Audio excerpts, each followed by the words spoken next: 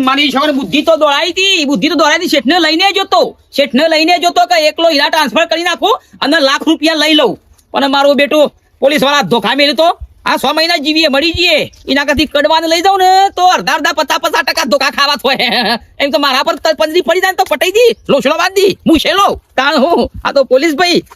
ના ચાલે બેહીરે પોદો ગણેવી ના જઈને થેસર વાળાને કહી આવ તે ઘઉં કઢાઈ દઈએ માવઠું કરે એવું થયું કઢાઈએ છે ઉતાવળ તો હોય કા માવઠું થાય ભૂખ ખાશું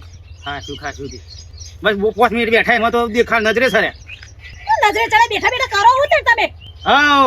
આ વર્ષમાં લાખ રૂપિયા લાવ્યો તો તમે શું આનંદ મંગલ કરતો હતો અને અત્યારે હેતરમાં મોકલ્યું છે હવે એ લાખ રૂપિયા હીરા વેચીને આ ટ્રાન્સફર કરીને લાયા તા એ હજુ વિવાહ જાય છે એ છે કે લાખ રૂપિયા તો જોયા જ નહીં અમે તો આલ્યા કદી અને આ ઘરમાં હાથ સુધી તને સાથે આવતું બધું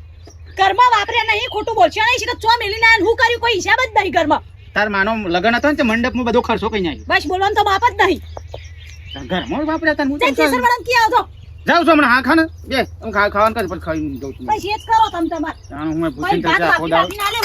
પૂછીને તરશે બસ ખાલી એમને કોમ ધંધો બસ કોમ ધંધો જ કામ ખાના રામ તમારે તો એ જ છે બધું ખોદાળો બસ પેલી મગ બાપ ને ના હોય તો મગનો ભાત બનાવી નાખતો પેટમાં કાલું ઘર બધા રોટલી બનાવતું જ ના પછી શું ટેવલે આમાં મને ચો આવડા સિસોટીઓ મારતા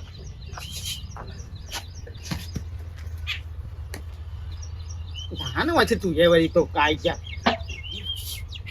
તો છે નેકરાન કરે કે ખાવા દોણો નહીં ઘરમાં વળી નેકડી પડે છે ત્યાં હું કોઈ લાવતો છું નહીં તો દેખાડો કામ રે છે એ તાર જોઈ દુકાનમાં આલવાની કે ના લે તારી મુરગી વિવડ મેડો મેલીમાં મારે શું કરવાનો